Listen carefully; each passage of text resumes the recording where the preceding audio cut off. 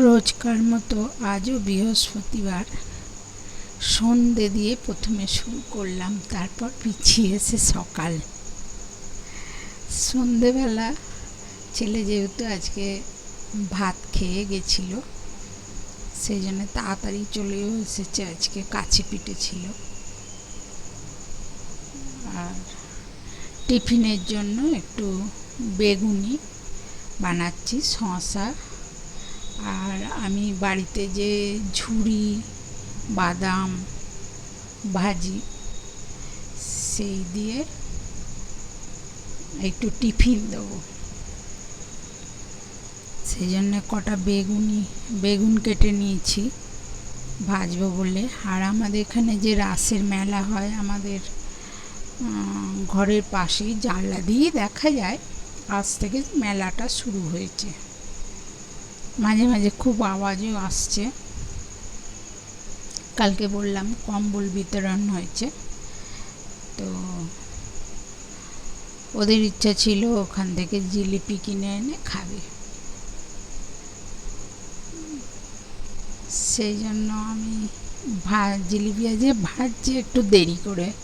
তো কী করব, সেই জন্য একটু বেগুন কেটে নিয়েছি, বেসন গুলে নিয়ে। এগুলো যদিও আমরা বাড়িতেই বেশিরভাগ বানাই, বেগুনি, সিঙ্গারা, ঝুড়ি কি চানাচুর। কী হয়, বাড়ির তেলটা তোর পোড়া তেল হয় না, যার জন্য অসুবিধা হয় না। আর এই বেগুনের ওপর দিয়ে একটু বিট নুন আর গোলমরিচ গুঁড়ো আমি ছড়িয়ে দিই, কিন্তু বিট নুনটা দেখছি জল মতো হয়ে গেছে। আর যেহেতু আমরা কালী পুজো, জগদ্ধাত্রী পুজো বাড়িতে ছিলাম না, সেই জন্য আর সেরকমভাবে দেখাও হয়নি। বিট নুনটা একটু নষ্ট হয়ে গেছে। আবার ফিরে এসেছি সকালবেলা,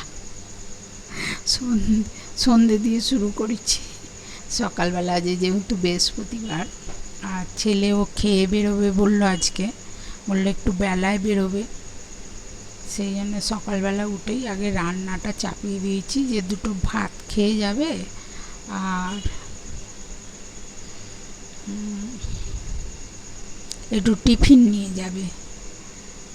সেই জন্য ভাতটা বসিয়ে আর আলু ভেজে ফেলেছি একটু, আর একটুখানি কপি ছিল, সেটাকে ভেজে আর ওর সাথে মিশিয়ে দেবো, ওর টিফিনের মতো হয়ে যাবে।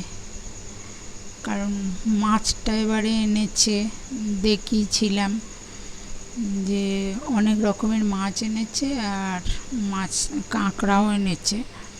কাঁকড়াগুলো রয়েছে, কিন্তু এত সকালে বেছে, অন্য সময় কাটা বোনা হলে কি হয়, বেছে নিয়ে আসে, তাড়াতাড়ি হয়ে যায়। আর এগুলো এবারে কি করেছে, বেছে আনেনে, সেই জন্য মাছটাও বাছতে হবে শর্টকাট হিসেবে।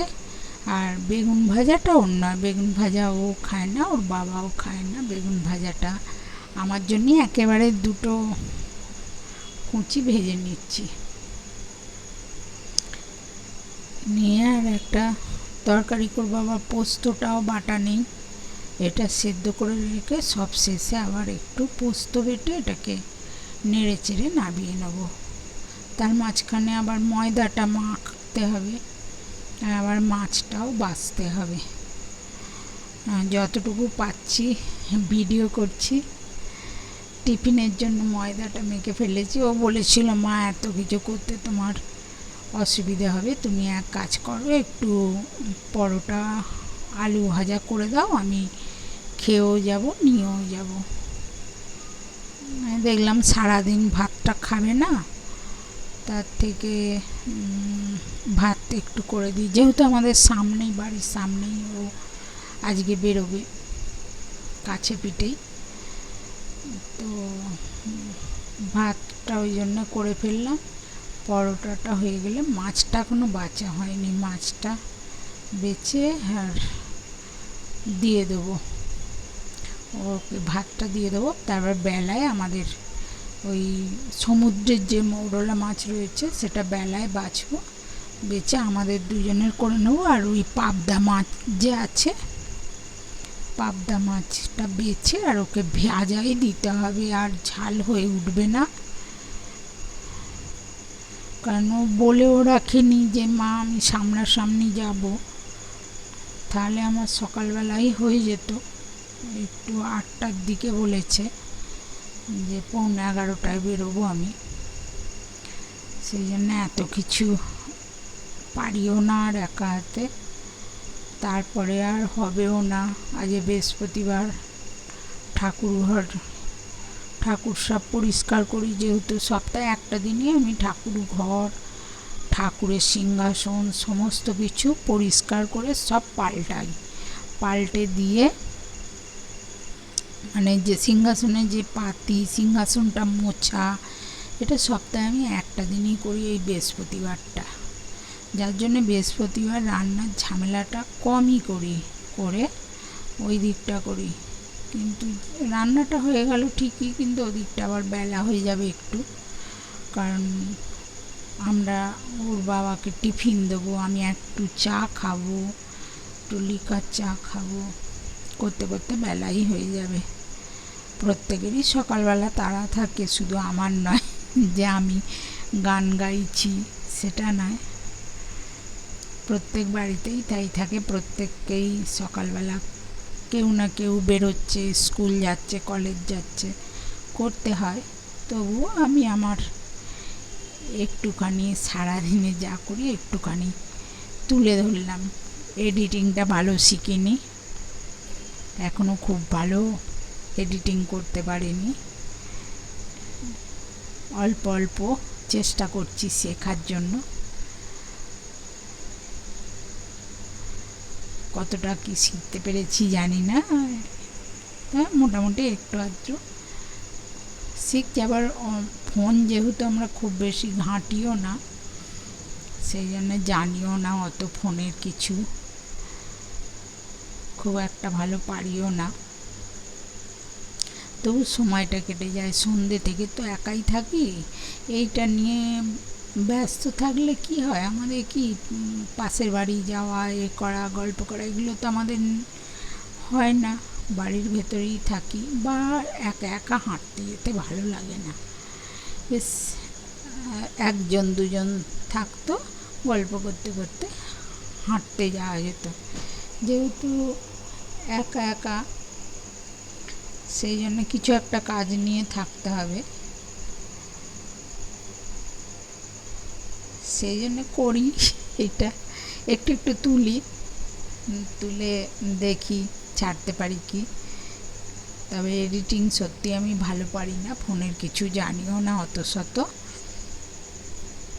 ওই যতটুকু করি সময়টাও অনেকটা কেটে যায়। তারপরে রান্না করে সন্ধ্যাবেলাটাই একটু চাপ থাকে।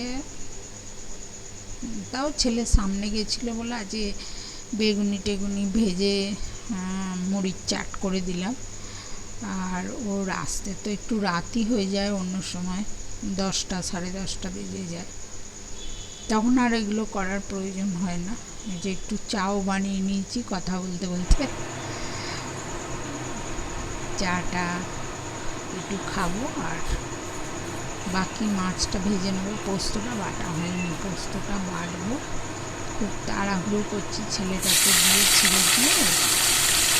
আর আমাদের এই যে মাছটা বসিয়েছে, আর ঢেঁড়স আলুটা তখন পোস্ত বাটা হয়নি, এমনি রেখেছিলাম। এবার ওটা হয়ে গেল, ঝামেলাটা মিটে গেল। এবার আমাদের আস্তে আস্তে মাছটা করবো, আর কিছু করবো না। ঢেঁড়সটা করে একটু পোস্ত বাটা দিয়ে নামিয়ে নেব, নিয়ে আবার চান করে ঠাকুর ঘরে যাবো চা খেয়ে।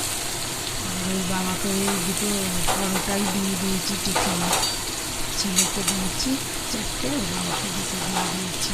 কারণ আলাদা করে রুটি খাই, রুটি করতে গেলে আবার আটা মাখতে হবে, টাইমও লাগবে,